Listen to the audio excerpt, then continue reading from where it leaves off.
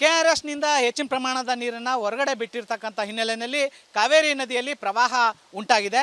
ಈ ಪ್ರವಾಹ ಇರ್ತಕ್ಕಂಥದ್ದು ಹಲವಾರು ರೀತಿಯ ತೊಂದರೆಗೂ ಕಾರಣ ಆಗಿದೆ. ಪ್ರಮುಖವಾಗಿ ಅಸ್ಥಿ ವಿಸರ್ಜನೆಗೆ ತಾಲೂಕು ಆಡಳಿತ ಮತ್ತು ಜಿಲ್ಲಾಡಳಿತ ಸಂಪೂರ್ಣವಾದ ಬ್ರೇಕನ್ನು ಹಾಕಲಾಗಿದೆ. ಈಗ ನಾನು ಅಸ್ಥಿ ವಿಸರ್ಜನೆ ಮಾಡ್ತಕ್ಕಂಥ ಪ್ರಮುಖ ತಾಣ ಏನು ಪಶ್ಚಿಮ ವಾಹಿನಿ ಅಂತ ಕರಿತೀವಿ, ಈ ಒಂದು ಪಶ್ಚಿಮ ವಾಹಿನಿಯಲ್ಲಿ ಇದ್ದೀನಿ. ನೋಡ್ಬೋದು, ಇಲ್ಲಿ ಪ್ರತಿನಿತ್ಯ ಜನಗಳು ಬಂದು ಅವರವರ ಪೂರ್ವಿಕರು ಆಗಲಿ ಅಥವಾ ಅವರ ಸಂಬಂಧಿಕರು ಯಾರಾದರೂ ತೀರೋಗಿದ್ರೆ ಅಂಥವರ ಅಸ್ಥಿನ ತಗೊಬಂದು ಈ ಒಂದು ಸ್ಥಳದಲ್ಲಿ ಇಟ್ಟು ಪೂಜೆ ಮಾಡಿ ಆನಂತರ ಒಂದು ಪಿಂಡ ಪ್ರದಾನವನ್ನು ಮಾಡ್ತಾಯಿದ್ರು. ಅಂದರೆ ನದಿಗೆ ತಗೊಂಡೋಗಿ ವಿಸರ್ಜನೆ ಮಾಡೋದ್ರ ಮೂಲಕ ಪೂಜೆಯನ್ನು ಸಲ್ಲಿಸ್ತಾ ಇದ್ರು. ಈ ರೀತಿ ಮಾಡೋದ್ರಿಂದ ಸತ್ತವ್ರಿಗೆ ಮುಕ್ತಿ ಸಿಗುತ್ತೆ ಅಂತಕ್ಕಂಥದ್ದು ನಂಬಿಕೆ. ಹೀಗಾಗಿ ಪುರಾತನ ಅಂದರೆ ನೂರಾರು ವರ್ಷಗಳಿಂದನೂ ಈ ಒಂದು ಪದ್ಧತಿ ಇಲ್ಲಿ ನಡ್ಕೊಂಬಂದಿದೆ. ಆದರೆ ಈಗ ಪ್ರವಾಹ ಉಂಟಾಗಿರ್ತಕ್ಕಂಥ ಹಿನ್ನೆಲೆಯಲ್ಲಿ ಸಂಪೂರ್ಣವಾಗಿ ಏನು ಹಂತಗಳು ಸಂಪೂರ್ಣವಾಗಿ ಮುಳುಗಡೆ ಆಗಿದೆ. ಯಾರೊಬ್ಬರು ಕೂಡ ಇಲ್ಲಿ ಕೂತ್ಕೊಂಡು ಪೂಜೆ ಮಾಡಲಿಕ್ಕೆ ಅವಕಾಶ ಇಲ್ಲ. ಜೊತೆಗೆ ಆ ರೀತಿ ಏನಾದರೂ ಅವಕಾಶ ಕಲ್ಪಿಸಿದ್ದೆ ಆದರೆ ಏನಾದರೂ ಅನಾಹುತ ಸಂಭವಿಸ್ಬೋದು ಅನ್ನೋ ನಿಟ್ಟಿನಲ್ಲಿ ತಾಲೂಕು ಆಡಳಿತ ಮತ್ತು ಜಿಲ್ಲಾಡಳಿತ ಏನು ಅಸ್ಥಿ ವಿಸರ್ಜನೆಗೆ ಸಂಪೂರ್ಣವಾಗಿ ಬ್ರೇಕನ್ನು ಹಾಕಲಾಗಿದೆ. ಹೀಗಾಗಿ 2-3 ದಿನಗಳಿಂದ ಇಲ್ಲಿ ಅಸ್ಥಿ ವಿಸರ್ಜನೆ ನಡೀತಾ ಇಲ್ಲ. ಪಶ್ಚಿಮ ವಾಹಿನಿ ಮಾತ್ರ ಅಲ್ಲ, ಶ್ರೀರಂಗಪಟ್ಟಣದಲ್ಲಿರ್ತಕ್ಕಂಥ ಕಾವೇರಿ ನದಿ ಎಲ್ಲೆಲ್ಲಿ ದಡ ಇದೆ, ಸಂಗಮ ಇರ್ಬೋದು, ಗೋಸಾಯಿಘಟ್ಟ ಇರ್ಬೋದು, ಎಲ್ಲ ಕಡೆಯೂ ಕೂಡ ಈ ಒಂದು ಅಸ್ಥಿ ವಿಸರ್ಜನೆಗೆ ಸಂಪೂರ್ಣವಾಗಿ ಬ್ರೇಕನ್ನು ಹಾಕಲಾಗಿದೆ. ಏನು ನೋಡ್ತಾ ಇದ್ದೀರಾ, ಇದು ಪಶ್ಚಿಮ ವಾಹಿನಿಯಲ್ಲಿ ಕಾವೇರಿ ನದಿ ತುಂಬಿ ಹರಿತಾ ಇರ್ತಕ್ಕಂಥ ದೃಶ್ಯ. ಈ ಹಿಂದೆ ಕೆಲವು ದಿನಗಳಿಂದ ಈ ರೀತಿಯಾದ ಒಂದು ಚಿತ್ರಣ ಇರಲಿಲ್ಲ. ಆ ಟೈಮ್ನಲ್ಲಿ ಅಸ್ಥಿ ವಿಸರ್ಜನೆಗೂ ಕಷ್ಟ ಆಗ್ತಿತ್ತು. ಆದರೆ ಈಗೇನು ನೋಡ್ತಾ ಇದ್ದೀವಿ, ಇವೆಲ್ಲವೂ ಮನೆಗಳು ಮತ್ತು ದಾರಾ ಮಂಟಪಗಳು ಅಂತೇನು ಕರೀತಾ ಇದ್ರು ಹಿಂದೆ. ಈ ಒಂದು ಸ್ಥಳಗಳಲ್ಲಿ ಕೂತ್ಕೊಂಡು ಪೂಜೆಯನ್ನು ಸಲ್ಲಿಸಿ ಆನಂತರ ಅಸ್ಥಿ ವಿಸರ್ಜನೆಯನ್ನು ಮಾಡ್ತಾಯಿದ್ರು. ಆದರೆ ಈಗ ನೀರು ನದಿ ತುಂಬಿ ಹರಿತಾ ಇರ್ತಕ್ಕಂಥ ಹಿನ್ನೆಲೆಯಲ್ಲಿ ಅಪಾಯದ ಮಟ್ಟವನ್ನು ಮೀರಿ ಹರಿಯುತ್ತೆ ಅಂತಕ್ಕಂಥ ಒಂದು ಏನು ಅಪಾಯವನ್ನು ಮೈ ಮೇಲೆ ಎಳ್ಕೋಬಾರ್ದು ಅನ್ನೋ ನಿಟ್ಟಿನಲ್ಲಿ ತಾಲೂಕು ಆಡಳಿತ ಮತ್ತು ಜಿಲ್ಲಾಡಳಿತ ಸಂಪೂರ್ಣವಾಗಿ ಬ್ರೇಕನ್ನು ಹಾಕಲಾಗಿದೆ. ಈಗೇನು ಇದು ನೋಡ್ತಾ ಇದ್ದರೆ ಇದು ಮೈಸೂರು ಸಂಸ್ಥಾನದವ್ರಿಗೆ ಇರ್ತಕ್ಕಂಥ ಮೀಸಲಾಗಿರ್ತಕ್ಕಂಥ ಒಂದು ತಾಣ. ಯಾಕೆಂದರೆ ಆ ಸಂಸ್ಥಾನದಿಂದ ಯಾರಾದರೂ ತೀರೋದ್ರೆ ಈ ಒಂದು ಜಾಗದಲ್ಲಿ ಬಂದು ಅವರ ಅಸ್ಥಿ ವಿಸರ್ಜನೆ ಮಾಡಿ ಮತ್ತು ಪಿಂಡ ಪ್ರದಾನವನ್ನು ಮಾಡ್ಕೊಳ್ತಾ ಇದ್ರು.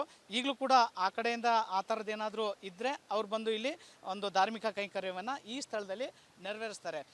ಈಗೇನು ಇದು ನೋಡ್ತಾ ಇರ್ತಕ್ಕಂಥದ್ದು ನದಿ ಸಂಪೂರ್ಣವಾಗಿ ತುಂಬಿ ಹರಿತಾ ಇರ್ತಕ್ಕಂಥದ್ದು. ಹೀಗಾಗಿ ಯಾರೊಬ್ಬರೂ ಇಲ್ಲಿ ಬಂದು ಸಾರ್ವಜನಿಕವಾಗಿ ತಮ್ಮ ಸಂಬಂಧಿಕರಿಗೆ ಅಸ್ಥಿ ವಿಸರ್ಜನೆ ಮಾಡಲಿಕ್ಕೆ ಅವಕಾಶವನ್ನು ಕೊಟ್ಟಿಲ್ಲ. ಏನು ನೋಡ್ತಾ ಇರ್ಬೋದು ಯಾವ ರೀತಿ ನದಿ ಸಂಪೂರ್ಣವಾಗಿ ಮೈ ತುಂಬಿಕೊಂಡು ಹರಿತಾ ಇದೆ. KRSನಿಂದ ಹೆಚ್ಚು ಪ್ರಮಾಣದ ನೀರನ್ನು ಹೊರಗಡೆ ಬಿಟ್ಟಿರ್ತಕ್ಕಂಥದ್ದು.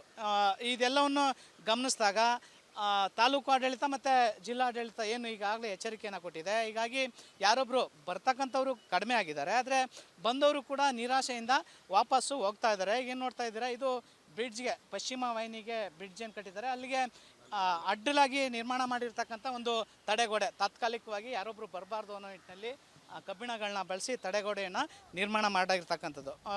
ಬಂತಕ್ಕಂಥ ಜನರು ನಿರಾಶೆಯಿಂದ ಹೋಗೋದು ಬೇಡ. ಬಂದವರು ಈ ರೀತಿ ಅಂದರೆ ತಾಲೂಕು ಆಡಳಿತ ಯಾವುದೇ ಕಾರಣಕ್ಕೂ ಬೈಕೋಬಾರ್ದು. ಹಾಗಾಗಿ ತಮಗೆ ಸಂಬಂಧಿಕರಿಗೆ ಅಥವಾ ಯಾರಾದರೂ ಧಾರ್ಮಿಕ ಕೈಂಕರ್ಯವನ್ನು ಕೈಗೊಳ್ಳಬೇಕು ಅಂತ ಏನಾದರೂ ಇದ್ದರೆ ಒಂದಷ್ಟು ದಿನಗಳ ಕಾಲ ಪ್ರವಾಹ ಕಡಿಮೆ ಆಗೋವರೆಗೂ ಆ ಒಂದು ಕೆಲಸವನ್ನು ಮುಂದೂಡ್ಕೊಳ್ಳಿ ಅಂತಕ್ಕಂಥದ್ದು ಜಿಲ್ಲಾಡಳಿತದ ಮನವಿ ಆಗಿರ್ತಕ್ಕಂಥದ್ದು. ಕ್ಯಾಮರಾ ಪರ್ಸನ್ ಮಧು ಜೊತೆ ರವಿ ಲಾಲಿಪಾಳ್ಯ, ವಿಸ್ತಾರ ನ್ಯೂಸ್, ಮಂಡ್ಯ. 91ರಲ್ಲಿ ಬಂದಂಥ ನದಿ ಇದು. ಬಂಗಾರಪ್ಪನ ಫೀಲ್ಡಲ್ಲಿ ಬಂದಿತ್ತು ಈ ನದಿಯ ಹೊಳೆ.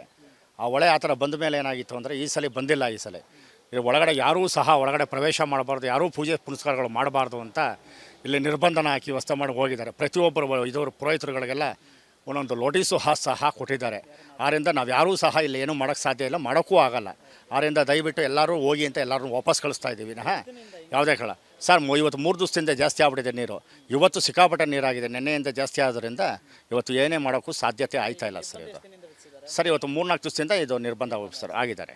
ಆಗಲೂ 15 ದಿವಸದಿಂದ ಮಾಡ್ತಾ ಇದ್ದಾರೆ. ಇದ್ರ ಇವತ್ತು ಭಾಳ ಜವಾಬ್ದಾರಿಯಿಂದ ತೊಗೊಂಡು ಇವತ್ತು ಬಂದಂಥ ನೀರು ಇನ್ಯಾವತ್ತೂ ಬಂದಿಲ್ಲ. 91ರಲ್ಲಿ ಬಂದಿತ್ತು ಸರ್.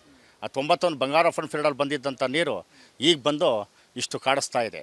ಯಾವ ಒಂದು ಕಾರ್ಯಕ್ರಮವೂ ಸಹ ಇಲ್ಲಿ ನಡೆಯೋಕ್ಕೆ ಸಾಧ್ಯತೆ ಇಲ್ಲ ಸರ್, ಮಾಡೋಕ್ಕೂ ಆಗ್ತಾಯಿಲ್ಲ ಯಾರೂ. ನಾವು ಇಲ್ಲಿ ಸುಮಾರು ವರ್ಷದಿಂದ ಬರ್ತಾ ಇದ್ವಿ. ಈ ವರ್ಷ ಇದು ಸುಮಾರು ವರ್ಷದಿಂದ ಇದೇ ಫಸ್ಟು ನಾವು ನೋಡ್ತಾ ಇರೋದು. ಇಲ್ಲಿ ಈ ಥರ ಹೊಳೆಯಲ್ಲಿ ಶಾಸ್ತ್ರ ಮಾಡೋಕ್ಕೆ, ಅಸ್ಥಿ ಬಿಡೋಕ್ಕೆ ಮತ್ತು ದಶಕರ್ಮ ಮಾಡೋಕ್ಕೆ ಅಂತ ಬರ್ತಾಯಿದ್ವಿ. ಈ ಸರಿ ಭಾಳ ನಿರ್ಬಂಧ ಆಗಿದೆ. ಇದು ಭಾಳ ಸ್ಟ್ರಿಕ್ಟಾಗಿ ಯಾರಿಗೂ ಒಳಗೆ ಬೀಳ್ತಾ ಇಲ್ಲ.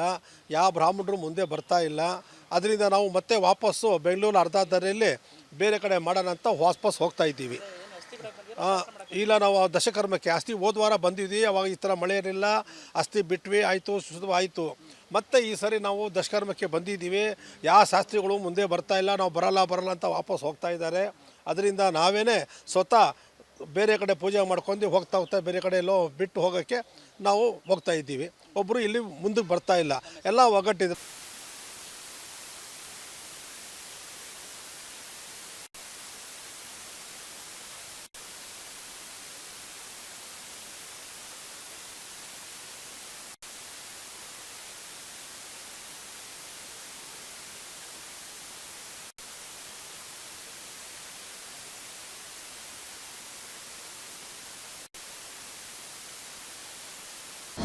ಅನುಕ್ಷಣದ ಸುದ್ದಿಗಳಿಗಾಗಿ ವಿಸ್ತಾರ ನ್ಯೂಸ್ ಯೂಟ್ಯೂಬ್ ಚಾನೆಲ್ ಸಬ್ಸ್ಕ್ರೈಬ್ ಮಾಡಿ. ಹೊಸ ಸುದ್ದಿಗಳ ನೋಟಿಫಿಕೇಶನ್ಗಾಗಿ ಬೆಲ್ ಐಕಾನ್ ಕ್ಲಿಕ್ ಮಾಡಿ. ಲೇಟೆಸ್ಟ್ ಅಪ್ಡೇಟ್ಸ್ಗಾಗಿ www.vistaranews.com ವೆಬ್ಸೈಟ್ಗೆ ವಿಸಿಟ್ ಮಾಡಿ. ಅಂಗೈಯಲ್ಲೇ ಜಗತ್ತಿನ ಸುದ್ದಿ ತಿಳಿಯಲು ವಿಸ್ತಾರ ನ್ಯೂಸ್ ಕನ್ನಡ ಆಪ್ ಡೌನ್ಲೋಡ್ ಮಾಡಿ.